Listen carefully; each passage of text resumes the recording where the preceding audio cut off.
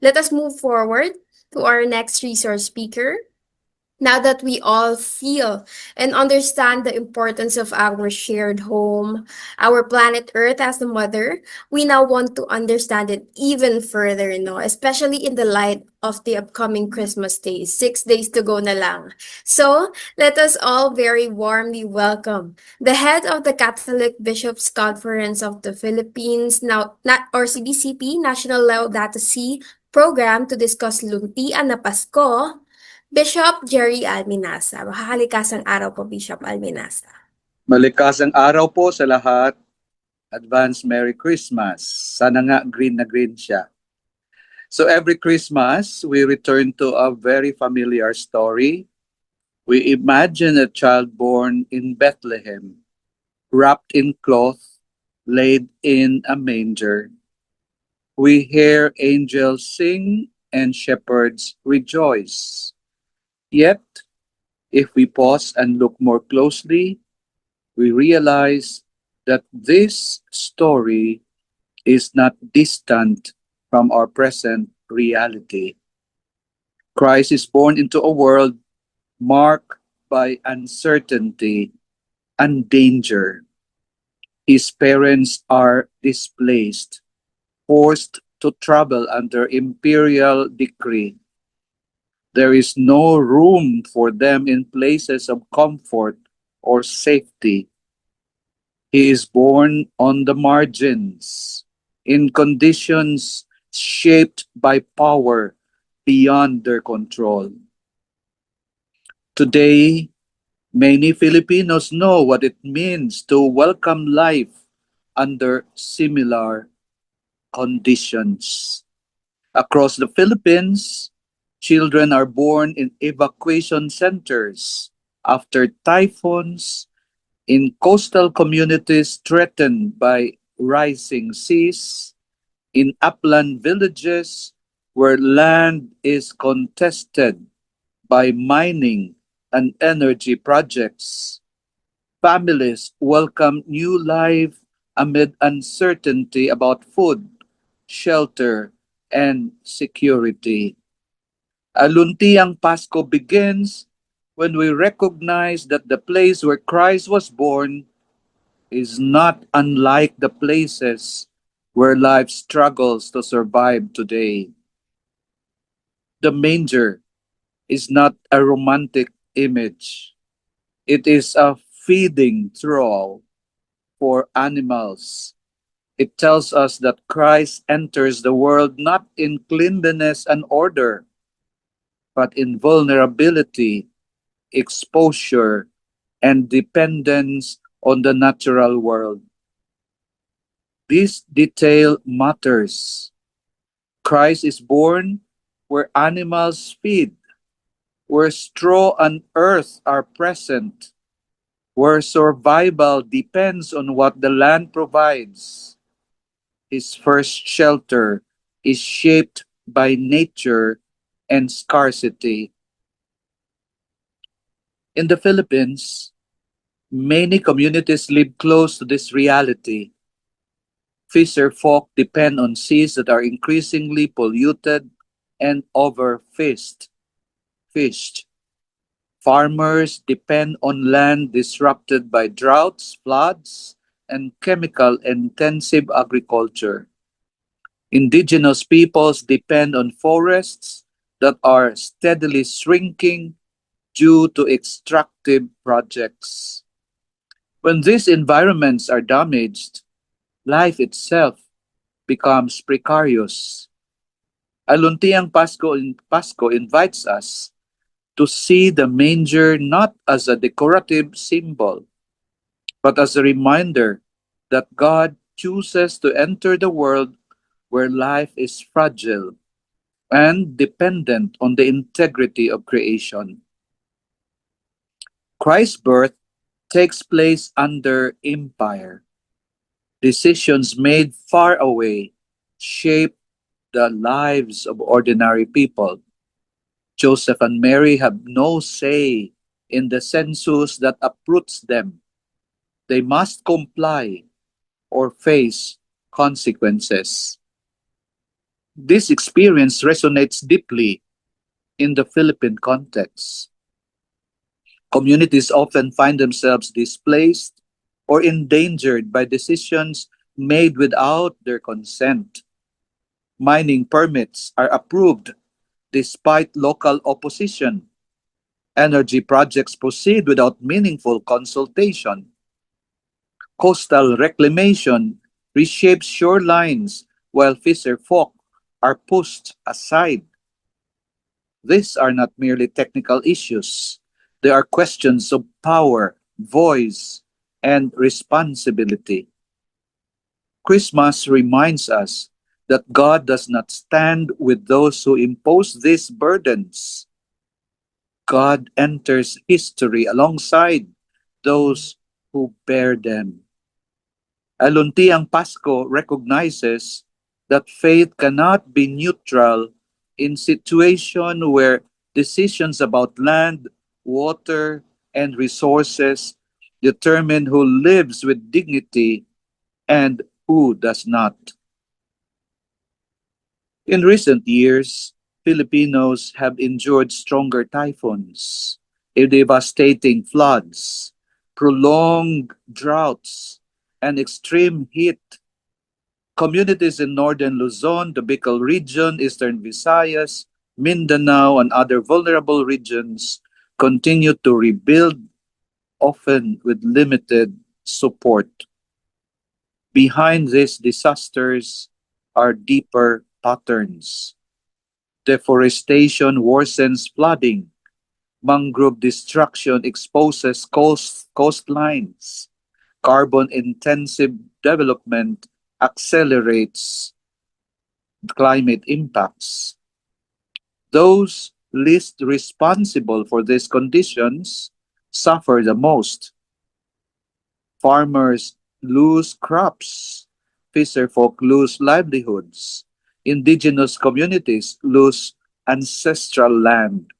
Urban poor families face displacement and health risks. Aluntiang Pasko calls us to listen to these cries, not as background noise, but as moral appeals.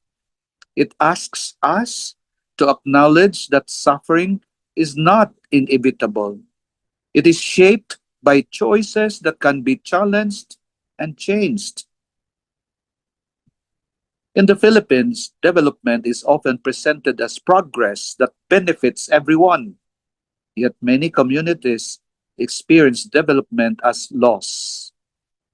Land converted for mining, plantations, or infrastructure may generate revenue, but it often leaves behind degraded ecosystems and fractured communities. Promises of jobs and services frequently fail to materialize, while environmental damage endures. When communities resist, they are sometimes portrayed as obstacles to progress. Oftentimes, they are called terrorists or labeled as communists. A pastoral reflection does not deny the need for development, but it insists on asking a deeper question: development for whom and at what cost? Aluntiang Pasko invites us to imagine development rooted in care for land that sustains life, care for communities whose knowledge and livelihoods are tied to nature, care for future generations who will inherit the consequences of today's decisions. Where Christ is encountered in the Philippines today, if we ask where Christ is born today, the answer leads us to specific places. Christ is present in communities rebuilding after typhoons in Samar and Leyte. Christ is present among fisher folk opposing projects that threaten their access to the sea. Christ is present in indigenous communities in Mindanao and Luzon defending ancestral land. Christ is present in families living beside polluted rivers and toxic dump sites. These encounters challenge us to move beyond charity toward solidarity.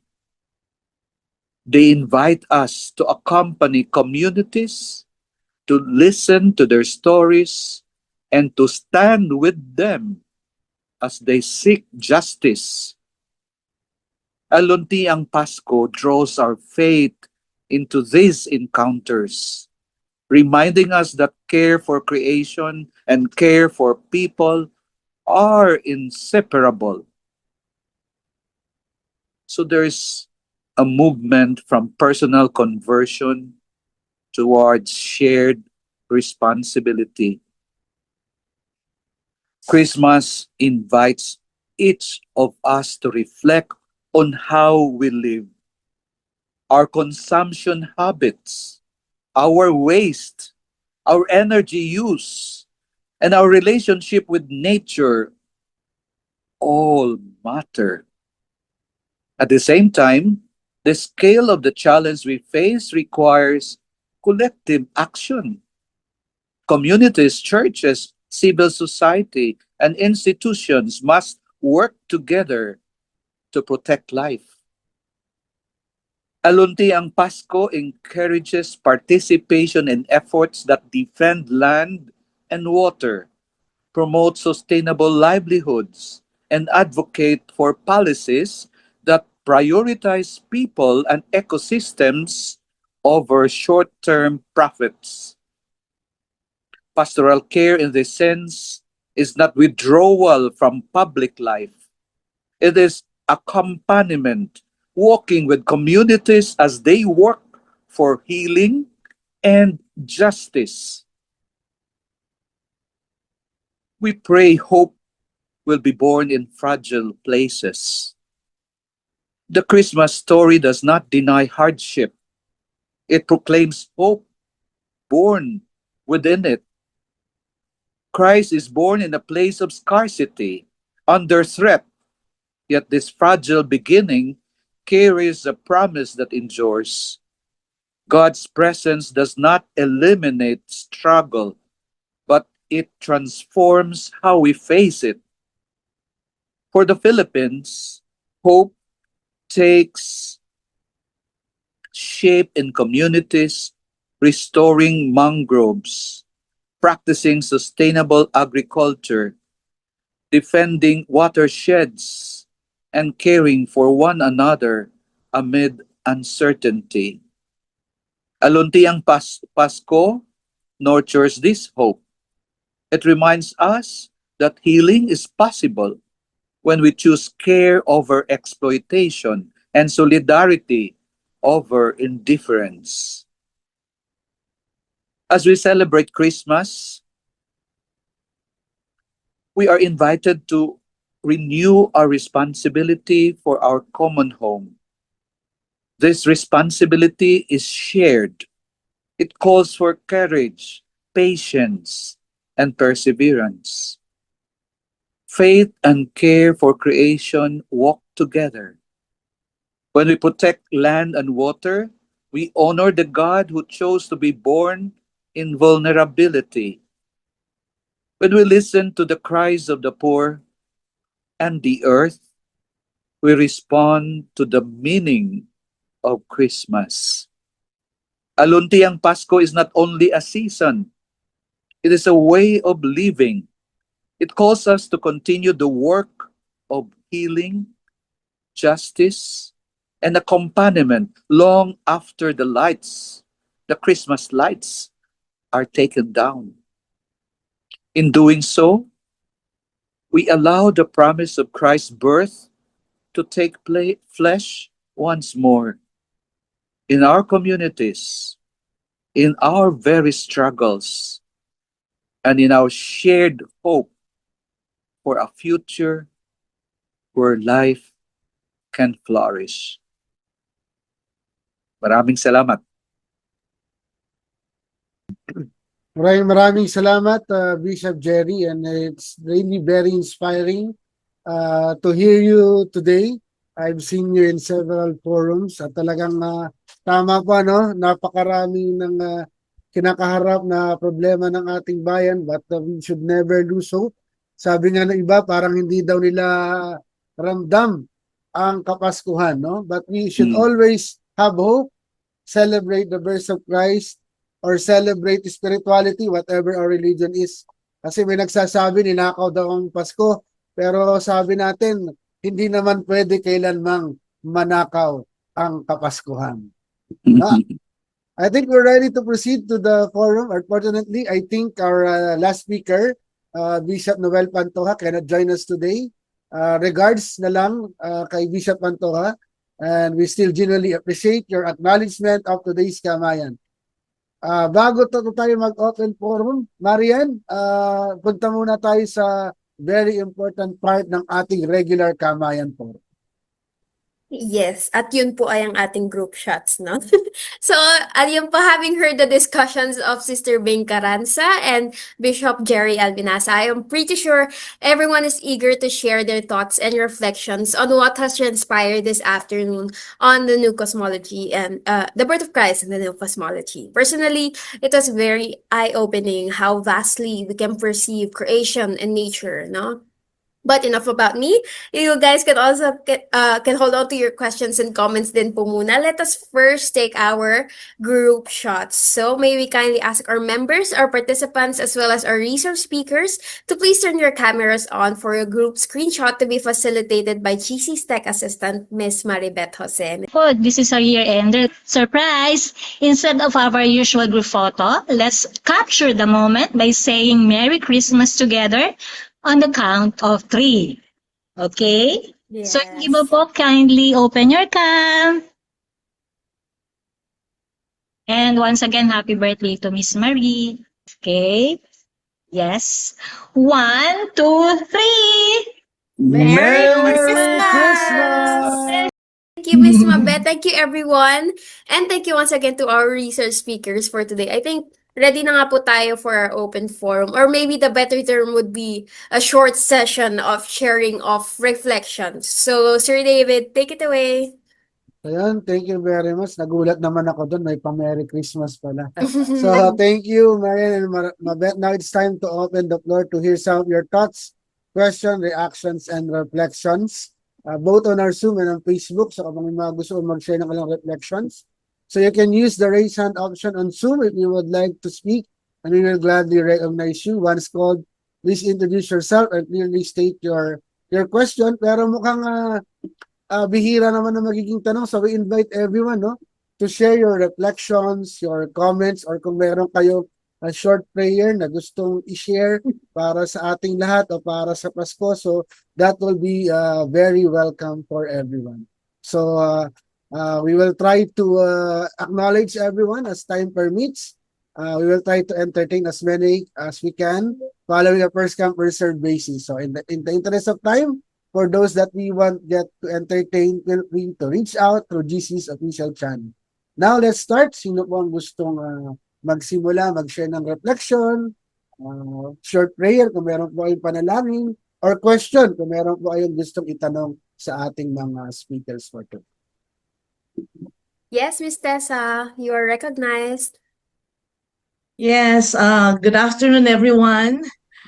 Wow, talagang I'm so touched with the both presentations, no?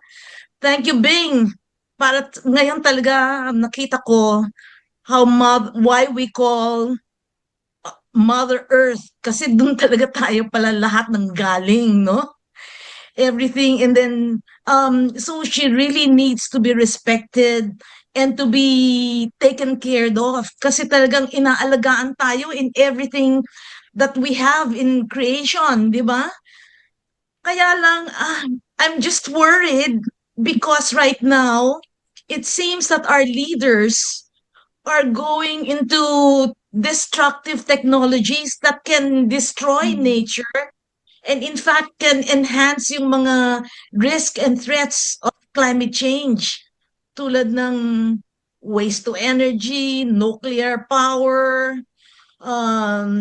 reclamation, parang chine-change, nalilimutan na natin yung respect and the value of yung nature. That's really a blessing from our Lord. Ano bang pwede natin, how can we convince our leaders to have this kind of paradigm, hindi yung development paradigm based on financial or economics, but on taking care and making sure that we have all these blessings, and we people realize how valuable our God's creation is. Paano ba natin ma-influence yung ating mga decision makers? Anyway, that's one of my greatest concern right now, because it's really a big threat to our development paradigm. Thank you.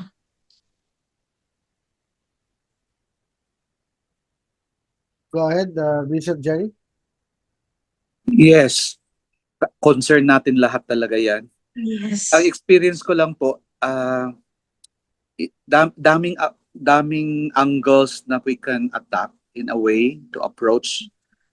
Pero kasi ang paradigm ng karamihan is really pera, economics, no?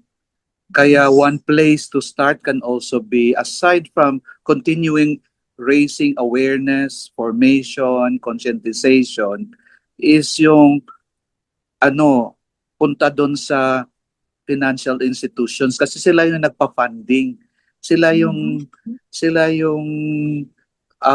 kung wala kasing financial support, hindi rin lalago yung mga activities na halimbawa mining, coal plants, LNG, yung mga ganong projects. So, ang ginagawa namin in the past few years is really yung CBCP nagkaroon ng divestment campaign addressing shareholders to really communicate to the financial institution, do not use our resources for destructive, extractive activities. It is slowly working, pero hindi kasi masigasig pa rin yung response doon. Pero kasi marami tayong, siyempre, nag-ano tayo sa bangko, pero kung mag-cooperate yan, imagine, malaking bagay din yung pag-shift. And then also, lobbying din sa ating mga politicians, no? Yung reputational risk, kasi kung talagang ipapakita natin how yung gaya nangyayari ngayon with the corruption that is coming out, no? Yeah. Pwede silang ma-pressure din doon. At nakikita natin, unti-unti silang nakikinig dahil nga sa ginagawa natin. So I really would encourage greater collective action. Kasi sa simula ng Laudato Si, ang atin more on the personal, yung mag-ano ng turn off the lights, yung mag-waste ng pagkain. Importante din yun. But eventually, we should move into more collective action, pressuring decision makers. Kasi yun ang sinasabi kong sinishare ko kanina. Ang dami kasing mga decisions na nag-affect sa kalaramihan, pero hindi tayo kasama doon sa decision making. So we should push more for greater participation in decision making that affect the communities, the common good, no? So may ganong aspect ng campaign while we continue to raise awareness sa ating mga schools, sa ating mga parishes, communities, organizations. Pero may mga lobbying din, may mga campaigns na nagdedirect talaga doon sa, halimbawa, dami nating dapat ikausap sa DNR, sa ERC, sa DOE, you know, yung Climate Commission, yung Climate Change Commission. Kaya ako nga nagpa-participate na rin sa mga COP, no? COP 28, 29, as much as possible, we'll get involved. Kasi yung kailangan talaga mag-ano ng some policy, yung policy making. Kahit na nga may mga policy at mga decision din, it's one thing from paperwork, documents to implementation. Yung agreement lang sa Paris, hanggang ngayon kinakalaban pa rin natin yung mga mitigation adaptation funds, hanggang ngayon kinakampaign pa rin natin. Pero kasi hindi pa marami ang sumusuporta nito.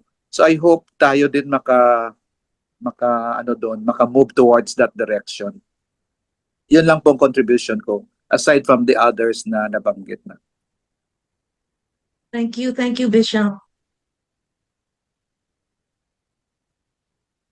Sir Carmelo del Say Castillo also or Sister meron Bing, would you like to Hello. add something first? mga batuk ng ayam ko, ng aso. After the barkings, I will share my thoughts. Okay, Sister Okay. Bing. May I? Yes. May I share my Go ahead po. Go ahead po. response? So I'm Carmelo del Castillo from UP Visayas. I'm representing more the academic side, no. So regarding about what actions are being done, I think the recently signed PENCAS law is trying to put a equivalent economic value to ecosystem services and biodiversity. So it is, I think it's a step in the right direction.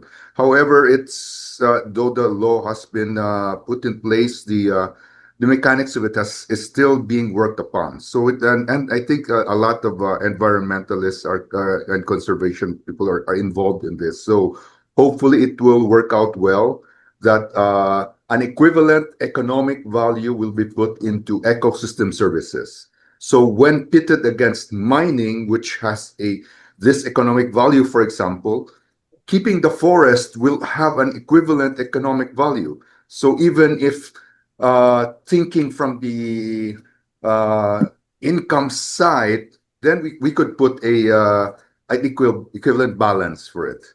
And then talking about the politicians, from what I've seen, there seem to be some politicians which are more aligned with our goals, and maybe we could help them to put in their policies, and then maybe we could also try, of course, to push for politicians that are that are green thinking. So that's my input for now. Thank you.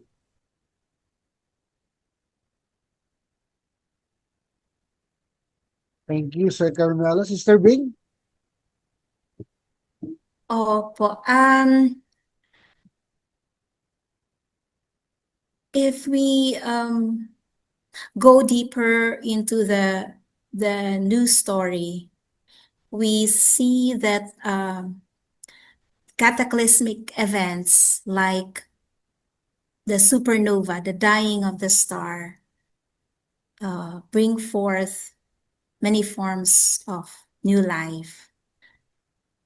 And so, parang sa gitna ng lahat ng nakikita nating destruction and collapse, all these cataclysmic events, let's connect ourselves to the power of the universe.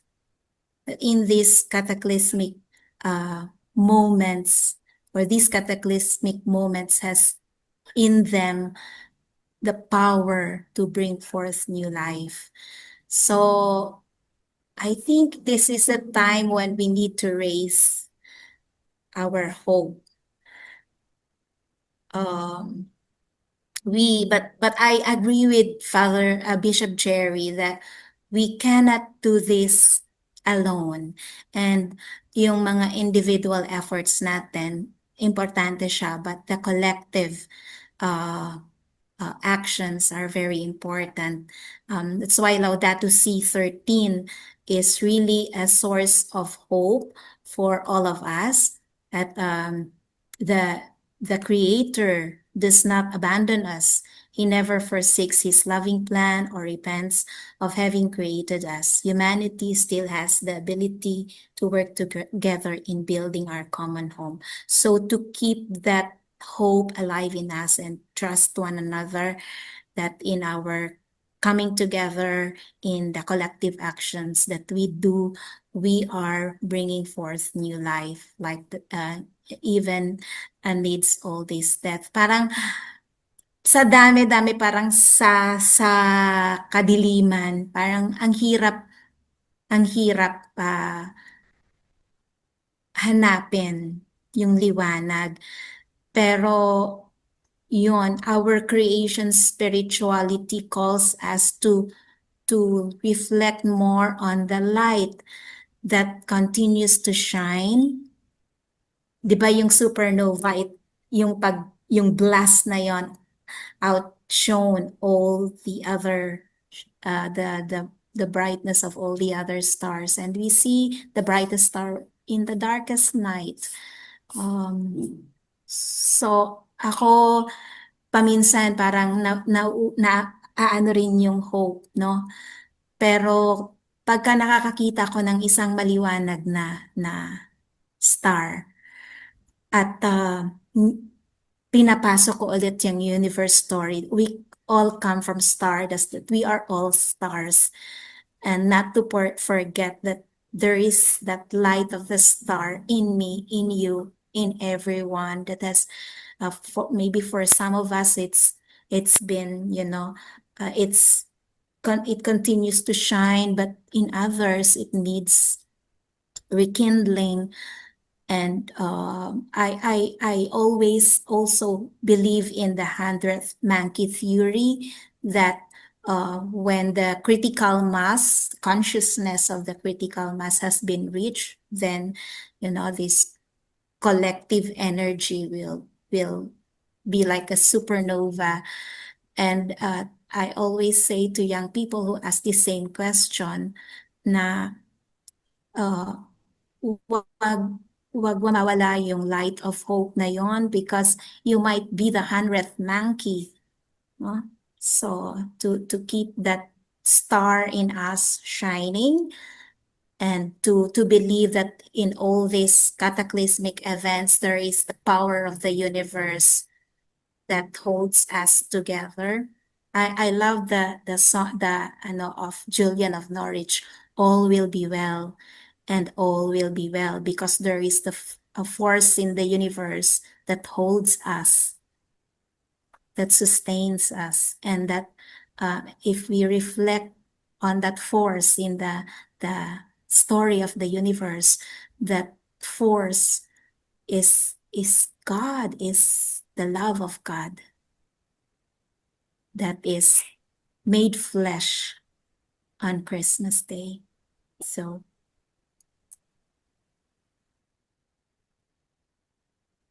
Thank you, Sister Bing.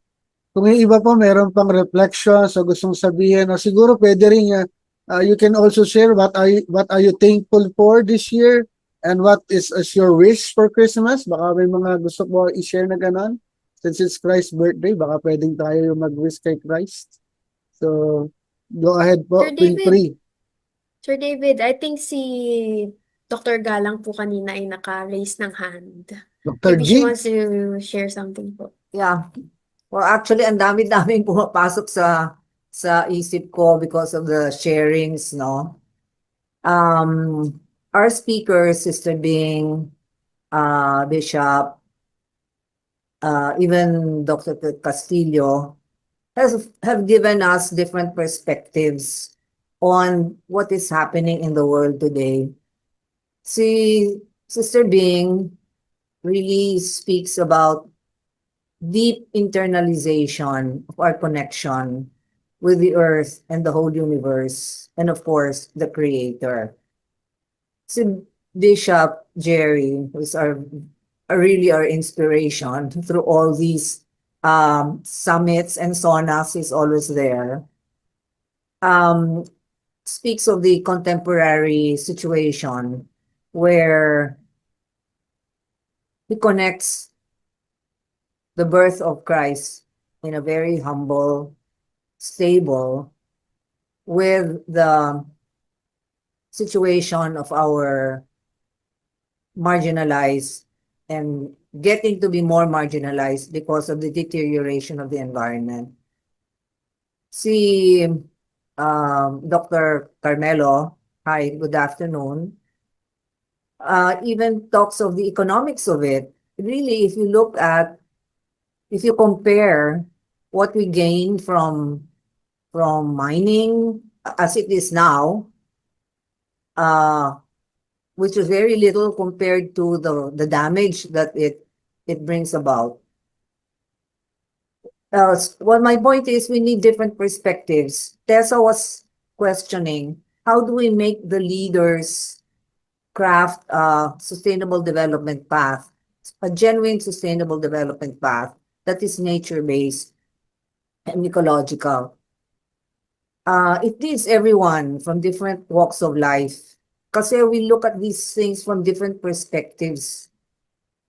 But if we know, really believe that the integrity of the earth and its systems is what is needed, then maybe we will have that critical mass that will make our trajectory, our program for national development really nature-based. So kailangan different influencers in different fields. Yesterday, in our meeting with some groups about dangerous technologies that Tessa was talking about, we agreed that we need influencers in different fields. And we're so glad that in the spiritual, we have Bing, Sister Bing, Father Jerry, Bishop Cardinal Ambo. Where are the others in what other fields? And we really need them we hope that we can get influencers in different fields to help us strategize how to popularize, to spread the nature-based paradigm that we need.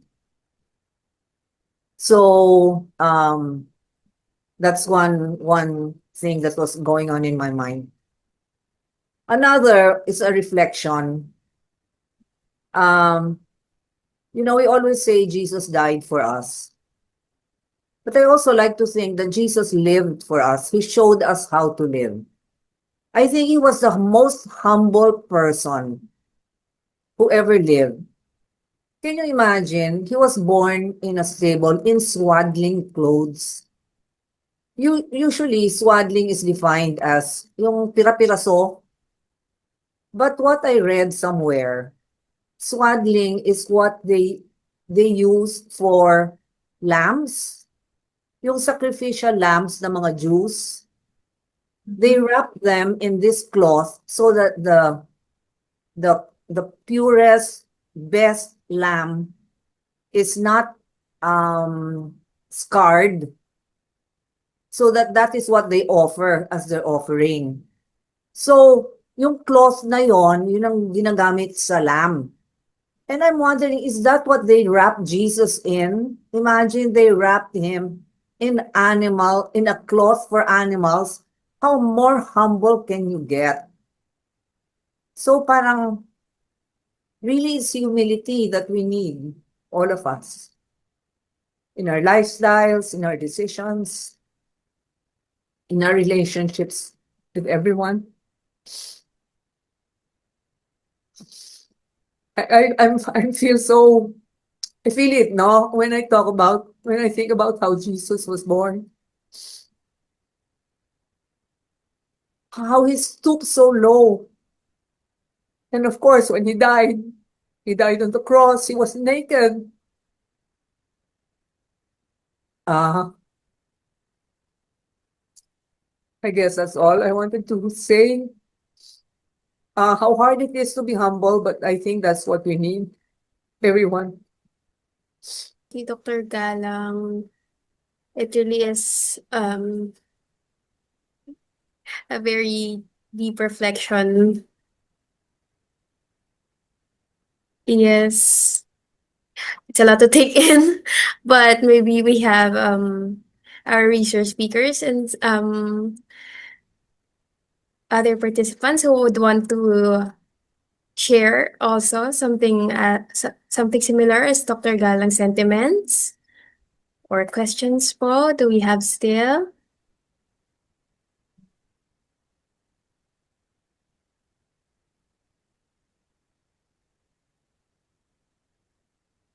Huwag po kayong mahihiya. Kaya. Yes. Ma'am Vicky, Ma'am Vicky, baka may gusto kang i-share na reflection.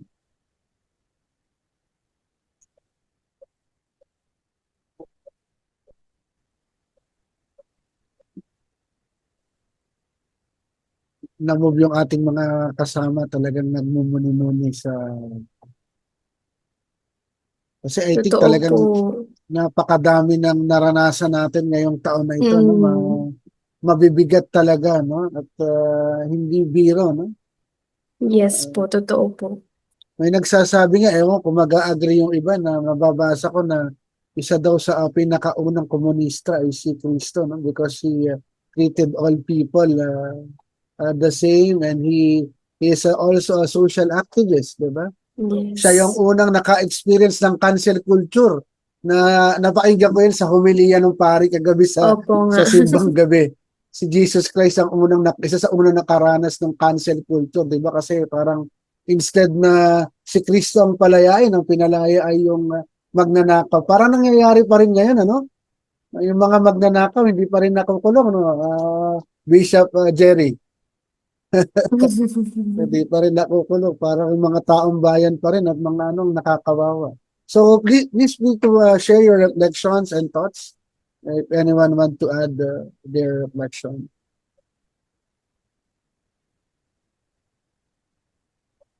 Siguro, Sir David, if wala na po, no? Maybe we can wrap up by 4:30 if wala na po. Miss Vicky, would you like to share something? Nakamute po Ano kayo. po, nakamute pa po kayo. Yan po. Is this for the last comments already? The closing Yes po, remarks? pwede po. Meron pa po. Sige po, you can go ahead. And not yet po. Hindi Si pa po, ano hindi po. pa po. Sharing lang po, Tama. Sharing pa lang, sharing pa. Yes. I think Tessa is still raising her hand. Sige Ma'am po, Tessa? Miss Tessa. Sure po. Yeah, I think well, part ng ating reflection ngayon is choosing also the right leaders. So talagang malaki ang pag-asa natin, I think, if we choose the right leaders for our country. So we will be faced with the election coming.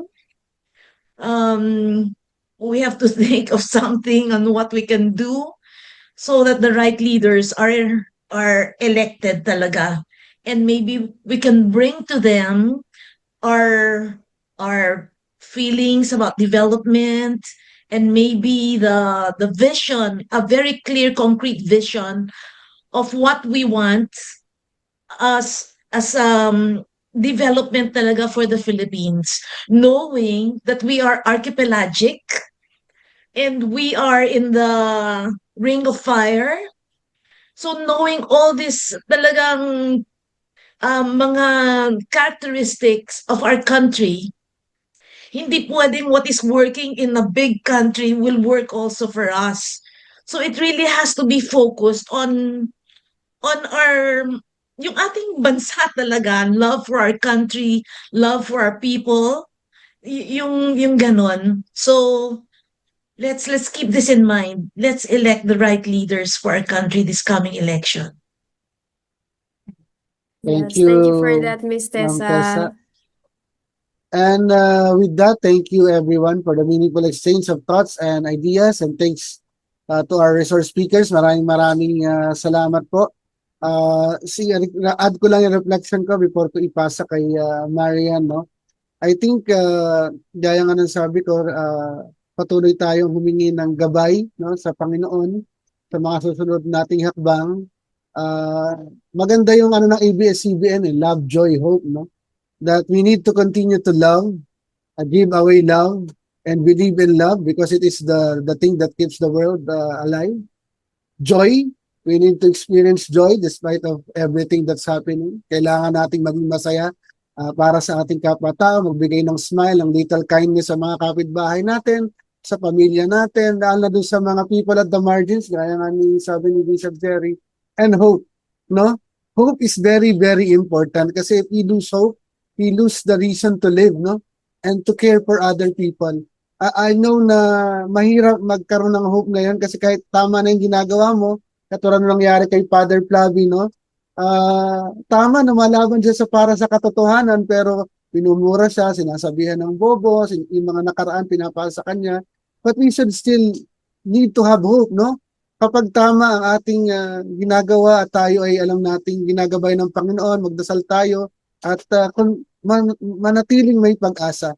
I think yun ang pinakamahalagang mensahe ng Pasko, na ang Pasko ay araw-araw, na ang pag-asa ay kailangan nating palaganapin sa ating bansa. So maraming salamat po at ipagpatuloy natin ito, and Green Convergence will be one of those that will continue to inspire together with all of the people that is with us here today. Marian, on to you. Yes, thank you very much, Sir David. Yes, tama. Love, joy, hope ang ating i-embody this Christmas. And I will share a short takeaway din po sa ating open forum and sa sharing kasi I was so moved. I think, alam niyo po, Sir David, nitong year na to, it's my 1 year din po akong nag-help sa pag-prepare ng ating mga kamayan. This December po ako nag-mark ng 1 year with Green Convergence, and for the past sessions po talagang sobrang heavy ng ating mga issues na tinatakal, and talagang I think this December session was so important for us to reground ourselves and bring back the hope and the faith na parang na burnout na sa atin throughout the past months, na sobrang dami nating ina-attacking issues. So I think it's a great time for us to reflect, and not just dahil holiday season, but also because of the crisis that we are experiencing po, no? So, ayan. So before we proceed, here are a few quick announcements. Firstly, the GC Secretariat will be sharing the link to the evaluation form at the chat box, and it will also be flashed on screen. Please take a few minutes to fill it out. Your feedback means a lot to us as it helps improve future Kamayan sessions. Ayan po, naka-flash na po sa ating screen ang evaluation link and QR code. For those requesting e-certificates of participation, a reminder that you must have actually been present in today's forum, not just pre-registered, and you must submit a completed evaluation form. And we'd also like to invite you to become official members of Green Convergence to stay engaged in activities such as our Kamayan sessions. We also have our upcoming SONA, our summits, and many, many more. So the registration link will also be shared in the chat box. It's also flashed on screen. You can also visit Green Convergence Facebook page and website for more details. Lastly, we encourage everyone to be mindful of their carbon footprint. Use the Ako Ang Bukas Household GHG Calculator web app, where you can calculate your carbon footprint and find ways to reduce it. Ayan, nasa screen po ang ating link to the household web app. You can also be part of the bigger change by signing the Ako Ang Bukas pledge. Links will also be shared by our GC Secretariat. All right, back to you, Sir David. Ayan, thank you, Marian, and of course, happy anniversary and congratulations for being a part of Green Convergence. Surely, mas naging masaya yung Green Convergence with you, lalo na yung mga ginagawa mo sa ating mga social media and digital assets. Thank you. And now, to officially close today's forum, we have the honor of hearing from the ever-dedicated and passionate woman leader and environmentalist, the president of Green Convergence, Miss Vicky Segovia, better known as Miss Vicky. Take it away, Ma'am Vicky. Good afternoon. Can you hear me? Can you hear Yes, me well? po, loud and clear. Yes po. Okay. So, the first Christmas, the first Noel. Noel is a French word for Christmas that emphasizes joy, celebration, music, and goodwill. This is the joy of Christ's birth. Emmanuel means God is with us. He is love, dwelling among humanity. For us today, calling Christmas the season of Noel or the season of Emmanuel is a call to live differently, as Bishop Alminasa said earlier.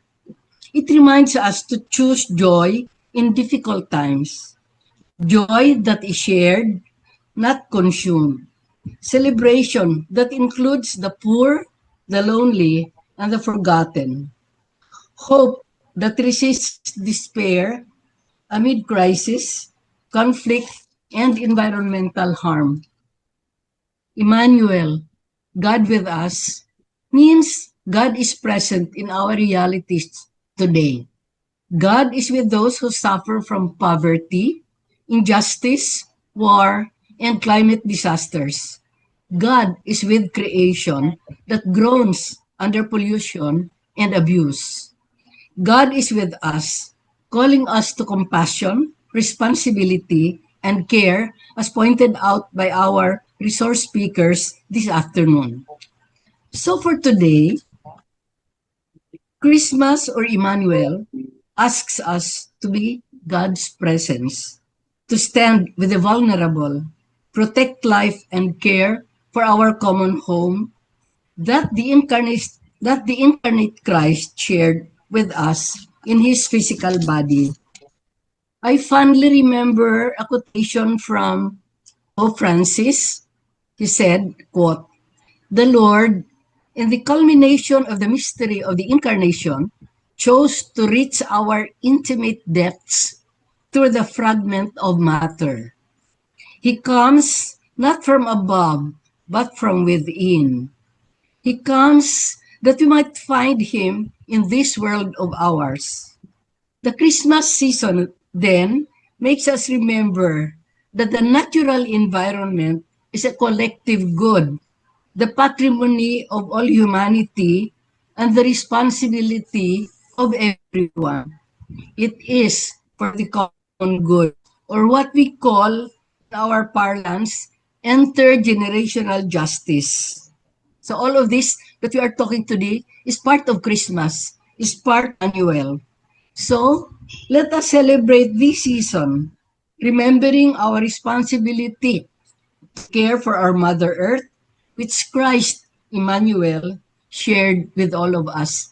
Maligayang Pasko sa ating lahat at maligong bagong taon. Maraming salamat sa isang taon na pagsama-sama natin. Happy birthday, Marie. Merry Christmas! Yes, Merry thank you Christmas very much, po. Miss Vicky, for that moving close. Yes, maligayang Pasko po sa ating lahat. May this be a way for us to really reflect on the way of life. Right, Sir David? Yes, Marian, at syempre, sabi nga ng salit ng pangalan ni Kristo na nasa propesya na Emmanuel, God with us, and if God is with us, what could go wrong? These are all tribulations, and eventually our country would be better, nature would be better. So there we have it. Thank you very much once again to our resource speakers, Bishop Alminasa and Sister Bing, and to everyone who made this session possible.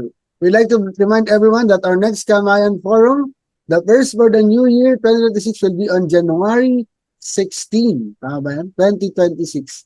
See you all again next year. May you all have a Merry Christmas and a happy, prosperous New Year. Still bringing the burning passion for nature conservation, environmental protection, and drive towards sustainable development, and of course, ecological justice. This has been David DeAngelo, Green Convergence Public Relations Officer, and with me was... Marian Luisa Palo, Green Convergence's Media and Communications Officer. We hope to see you all again next year for another meaningful environmental discussion. Let us keep the conversation going, share what you've learned, invite others to be part of the movement, and together let's build a greener and more sustainable future. Merry Christmas, Happy Merry New Christmas Year, po. at muli We maraming wish salamat. you God a bless Merry everyone. Christmas. We wish you a Merry Christmas Christmas. and a Happy New Year. Maligayang Pasko po sa inyong lahat. Ingat po kayo. See you all soon.